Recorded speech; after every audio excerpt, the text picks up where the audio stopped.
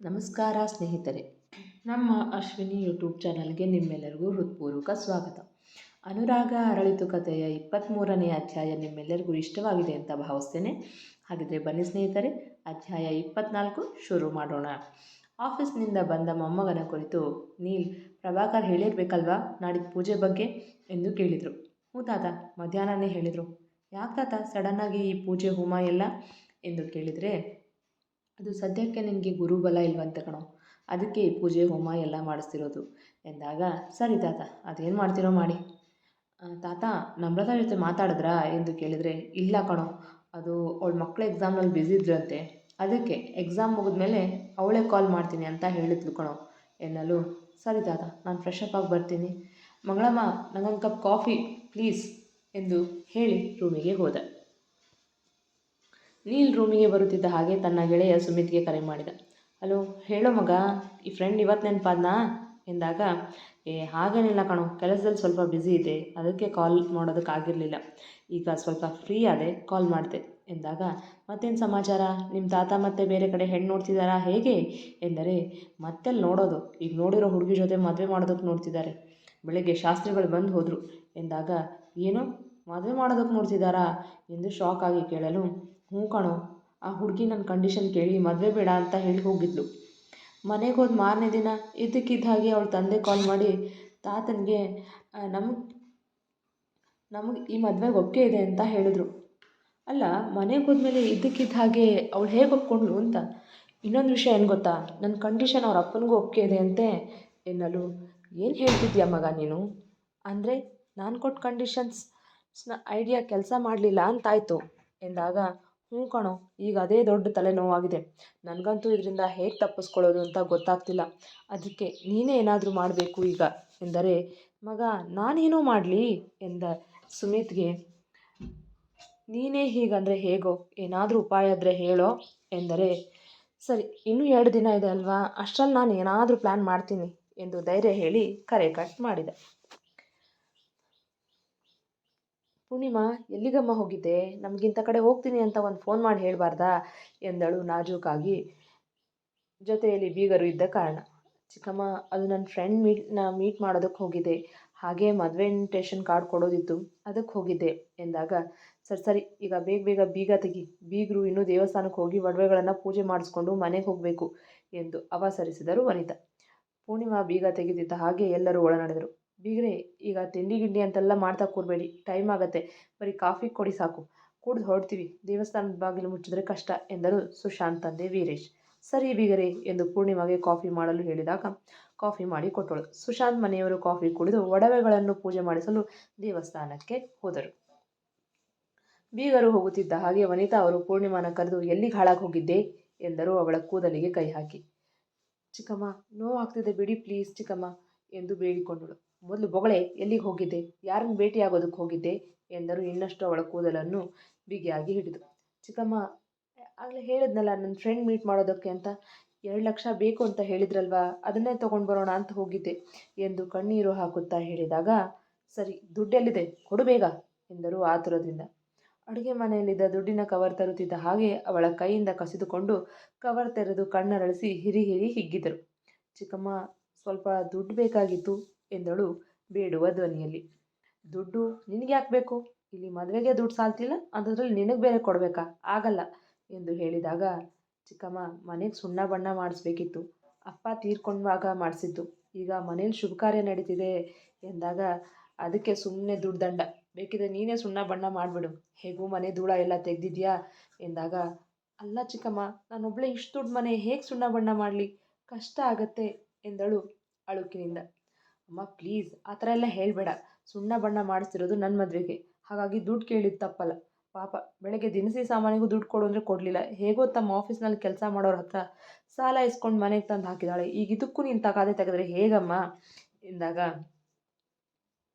ನಾನೆಲ್ಲೇ ತಗಾದೆ ತೆಗೆದಿದ್ದೀನಿ ಎನ್ನಲು, ಮತ್ತಿನ್ನೇನಮ್ಮ, ಮನೆ ಪೂರ್ತಿ ಧೂಳ ಒಬ್ಬಳೇ ತೆಗೆದಿದ್ದಾಳೆ, ಈಗ ಮನೆಗೆ ಸುಣ್ಣ ಬಣ್ಣ ಕೂಡ ಅವಳೊಬ್ಬಳೇ ಮಾಡು ಅಂತ ಹೇಳಿದ್ಯಲ್ಲ, ಅವಳೊಬ್ಬಳೇ ಹೇಗೆ ಮಾಡ್ತಾಳೆ, ಇನ್ನು ಸ್ವಲ್ಪ ದುಡ್ಡು ಕೊಟ್ಟು 4-5 ಆಳು ಹಚ್ಚಿದ್ರೆ ಮಧ್ಯಾಹ್ನ ಅಷ್ಟರಲ್ಲಿ ಮುಗಿಸ್ಕೊಟ್ಟು ಹೋಗ್ತಾರೆ, ಅವಳು ಫ್ರೀ ಇರ್ತಾಳೆ, ಬೇರೆ ಕೆಲಸ ಅವಳಿಂದ ಮಾಡಿಸ್ಬೋದು, ಇಲ್ಲ ಅಂದರೆ ಅವಳೊಬ್ಬಳೇ ಅಂದರೆ ರಾತ್ರಿವರೆಗೂ ಆಗತ್ತೆ ಅಷ್ಟೇ, ಮದುವೆಗೆ ಎಷ್ಟೊತ್ತಿಗೆ ಛತ್ರಕ್ಕೆ ಹೋಗೋದು, ತಿಂಡಿ ಅಡುಗೆ ಅಡುಗೆ ಬಂದವರಿಗೆ ಕಾಫಿ ಟೀ ಅಂತೆಲ್ಲ ಮಾಡಿಕೊಡೋರು ಯಾರು, ನೀನಾ ಎಂದು ಹುಬ್ಬು ಹಾರಿಸಿ ಕೇಳಿದಳು ಸ್ಮಿತಾ ತನ್ನಮ್ಮನನ್ನೇ ನೋಡುತ್ತಾ.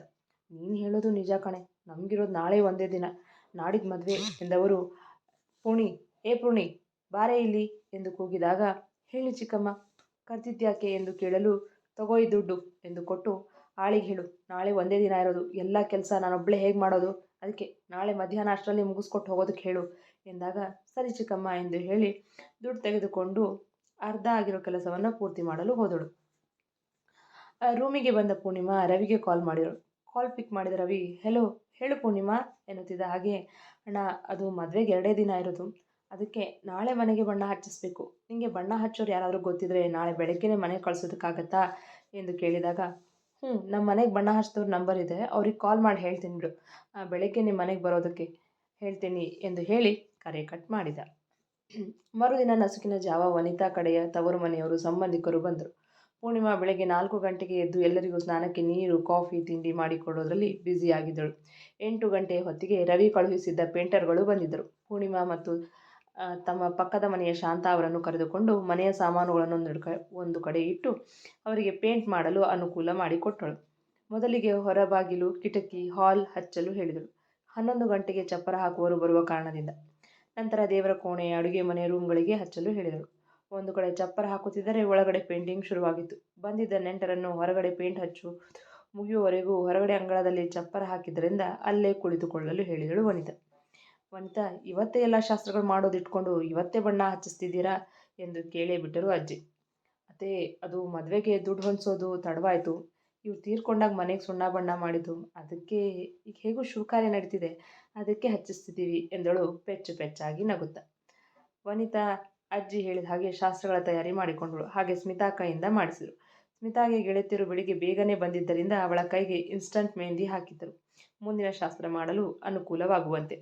ಪೇಂಟಿಂಗ್ ಮುಗಿಯಲು ಮಧ್ಯಾಹ್ನವೇ ಆಗಿತ್ತು. ನಂತರ ಸ್ಮಿತಾ ಕೈಯಿಂದ ಒಂದೊಂದೇ ಶಾಸ್ತ್ರ ಮಾಡಿಸಲು ಶುರು ಮಾಡಿದರು. ಬಳೆ ಶಾಸ್ತ್ರ, ಚಪ್ಪರದ ಶಾಸ್ತ್ರ, ಅರಿಶಿನ ಶಾಸ್ತ್ರ ಎಂದೆಲ್ಲ ಮಾಡಿಸಿದರು. ನಂತರ ಅವಳಿಗೆ ರೆಸ್ಟ್ ಮಾಡಲು ಹೇಳಿ ವನಿತಾ ಛತ್ರಕ್ಕೆ ಹೋಗಲು ಬೇಕಾಗುವ ಶಾಸ್ತ್ರದ ಬಟ್ಟೆ, ಮೇಕಪ್ ಸೆಟ್, ಅಗತ್ಯ ವಸ್ತುಗಳು ಪ್ಯಾಕಿಂಗ್ ಮಾಡಿದರು. ಇದೆಲ್ಲವೂ ಮಾಡಿ ಮುಗಿಸುವಷ್ಟರಲ್ಲಿ ಸಂಜೆಯೇ ಆಗಿತ್ತು. ಛತ್ರಕ್ಕೆ ಹೊರಡಲು ಮಿನಿ ಬಸ್ ಮಾಡಿದರು. ವನಿತಾ ತನ್ನ ತವರು ಮನೆ ಸಂಬಂಧಿಕರನ್ನು ಕರೆದುಕೊಂಡು ಛತ್ರಕ್ಕೆ ಹೋಗುವ ಮೊದಲು ಪೂರ್ಣಿಮಾಗಳಿಗೆ ಮರುದಿನ ಅಕ್ಕಪಕ್ಕದ ಮನೆಯವರನ್ನು ಕರೆದುಕೊಂಡು ಬರಲು ಹೇಳಿ ಹೋದರು.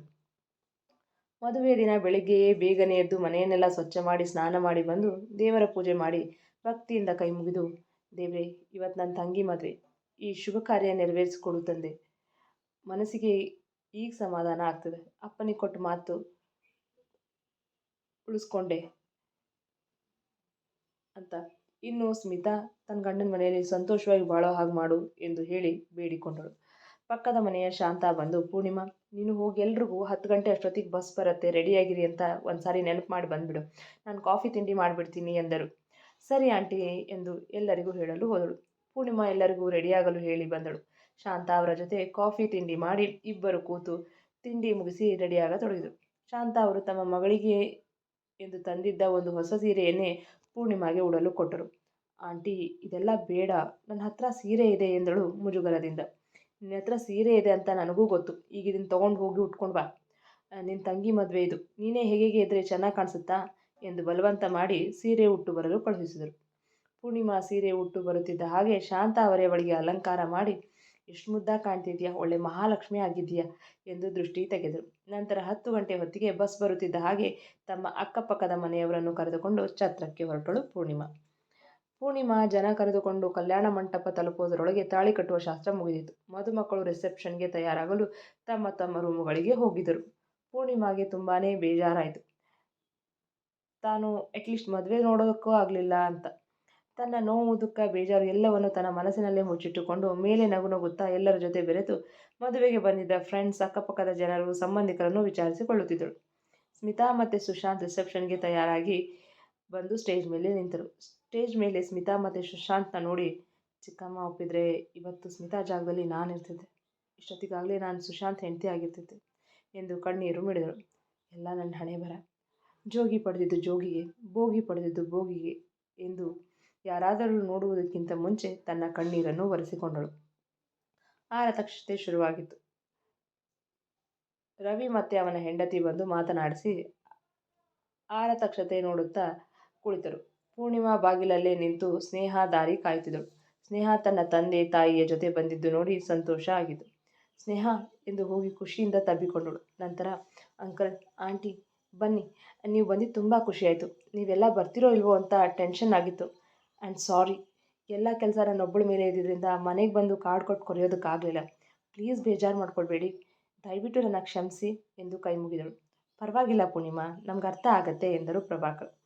ಸ್ನೇಹ ಪ್ರಭಾಕರ್ ಮತ್ತು ವತ್ಸಲ ಅವರನ್ನು ಗಂಡು ಹೆಣ್ಣಿಗೆ ಮತ್ತು ತಮ್ಮ ಚಿಕ್ಕಮ್ಮನಿಗೆ ಪರಿಚಯ ಮಾಡಿಸಿದಳು. ಚಿಕ್ಕಮ್ಮ, ಇವಳು ನನಗೆ ಗೆಳತಿ, ಜೀವಿತ ಗೆಳತಿ. ನಮ್ಮ ಸ್ಮಿತಾ ಮದುವೆಗೆ ದುಡ್ಡು ಕೊಟ್ಟು ಸಹಾಯ ಮಾಡಿದ ದೇವರು ಎಂದಾಗ, ಕಮ್ ಆನ್ ಪೂರ್ಣಿ, ದೇವ್ರಿಗಿವ್ರಂತೆಲ್ಲ ಹೊಗಳ್ಬೇಡ. ನಾನೇನು ಯಾರು ಮಾಡದೇ ಇರುವಂಥ ಸಹಾಯ ಮಾಡಿಲ್ಲ. ನನ್ನ ಗೆಳತಿ ಕಷ್ಟದಲ್ಲಿದ್ದಾಳೆ ಅಂತ ಗೊತ್ತಾದ ಮೇಲೆ ಸುಮ್ಮನೆ ಇರೋದಕ್ಕಾಗತ್ತಾ? ಒಬ್ಬ ಗೆಳತಿಯಾಗಿ ಇನ್ನೊಬ್ಬ ಗೆಳತಿಗೆ ಕಷ್ಟದಲ್ಲಿದ್ದಾಗ ಸಹಾಯ ಮಾಡೋದು ನನ್ನ ಧರ್ಮ. ಅದನ್ನೇ ನಾನು ಮಾಡಿದ್ದು. ಇದರಲ್ಲಿ ನಂದೇನು ದೊಡ್ಡಸ್ತಿಕೆ ಇಲ್ಲ ಎಂದಳು ನಗುತ್ತಾ. ತುಂಬ ಉಪಕಾರ ಆಯಿತು ಕಣಮ್ಮ ನಿನ್ನಿಂದ. ನೀನು ಸರಿಯಾದ ಸಮಯಕ್ಕೆ ಸರಿಯಾಗಿ ದುಡ್ಡು ಕೊಡದೆ ಹೋಗಿದ್ರೆ ಇವತ್ತು ನನ್ನ ಮಗಳ ಮದುವೆ ಆಗ್ತಾನೇ ಇರಲಿಲ್ಲ ಎಂದರು ಬಾರದ ಕಣ್ಣೀರು ಒರೆಸಿಕೊಳ್ಳುತ್ತಾ. ಪರವಾಗಿಲ್ಲ ಆಂಟಿ, ಒಟ್ನಲ್ಲಿ ಮದುವೆ ಆಯ್ತಲ್ವಾ, ಅಷ್ಟು ಸಾಕು ಬಿಡಿ ಎಂದಳು ಸ್ನೇಹ.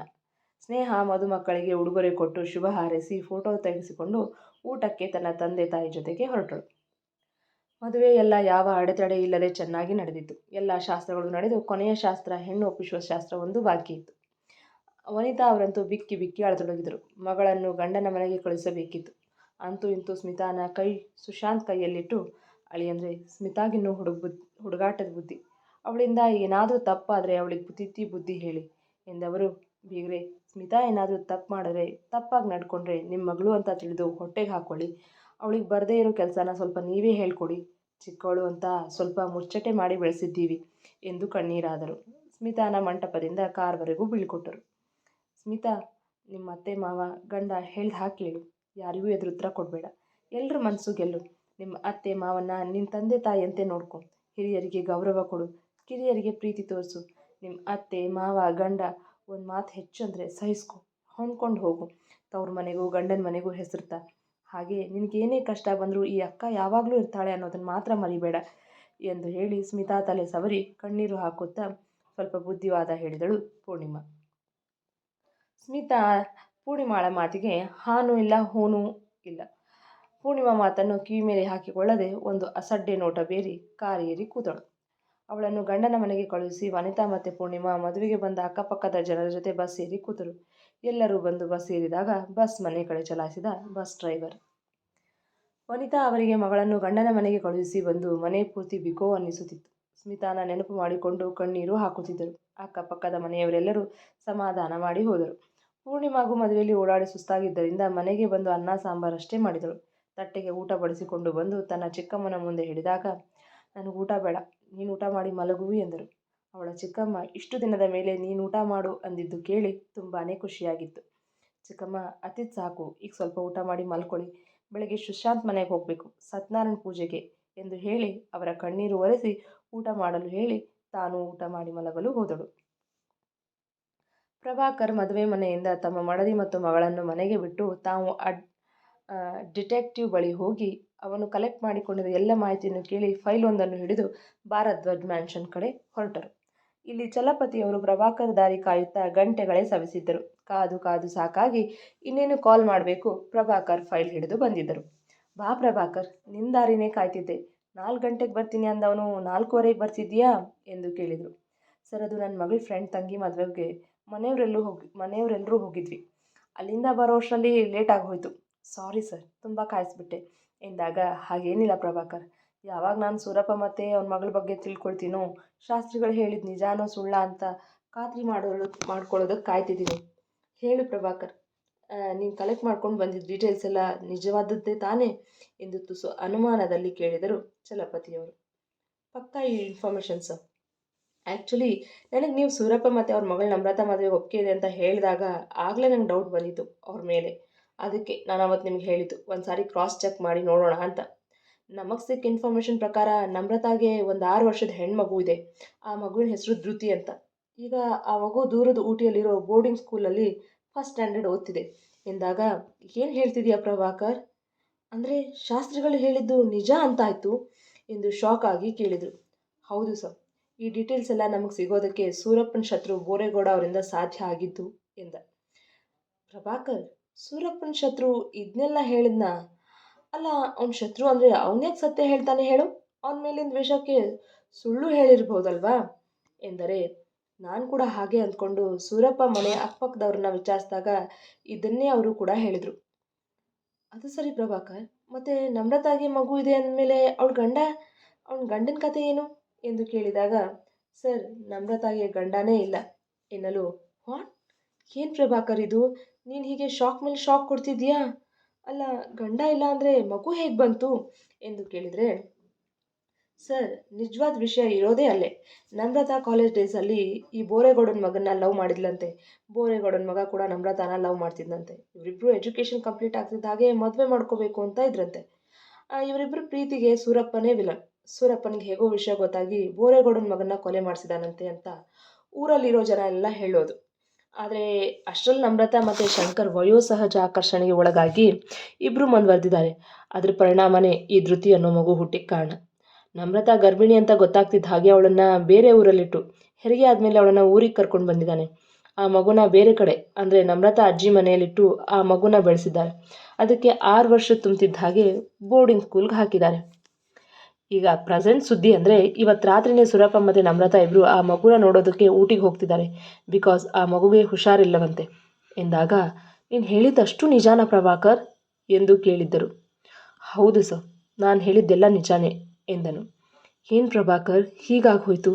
5-6 ಹುಡುಗಿಯರಲ್ಲಿ ಈ ಹುಡುಗಿ ಮದುವೆಗೆ ಒಪ್ಪಿಗೆ ಕೊಟ್ಟಿದ್ಲು, ಈಗ ಇವಳ ಕತೆ ಹೀಗಾಯಿತು. ಮುಂದೇನು ಇದೇ ರೀತಿ ಆಗ್ತಾ ಹೋದರೆ ನಮ್ಮ ನೀಲ್ ಮದುವೆ ಆದ ಹಾಗೆ. ನಾನು ಕನಸು ಕಾಣೋದೇ ಆಗುತ್ತೆ ಹೊರತು ಅವ್ನ ಮದುವೆನ ನೋಡ್ದೇನೆ ಸಾಯ್ತೀನಷ್ಟೆ ಎಂದರು ಬೇಸರ ಮತ್ತು ನೋವಿನಿಂದ. ಹಾಗ್ಯಾಕಂತೀರಾ ಸರ್? ನೀಲ್ ಮದುವೆ ಖಂಡಿತ ಆಗುತ್ತೆ. ಈ ಹುಡುಗಿ ಹೋದರೆ ಏನಂತೆ, ಬೇರೆ ಹುಡುಗಿನ ನೋಡಿದರೆ ಆಯಿತು.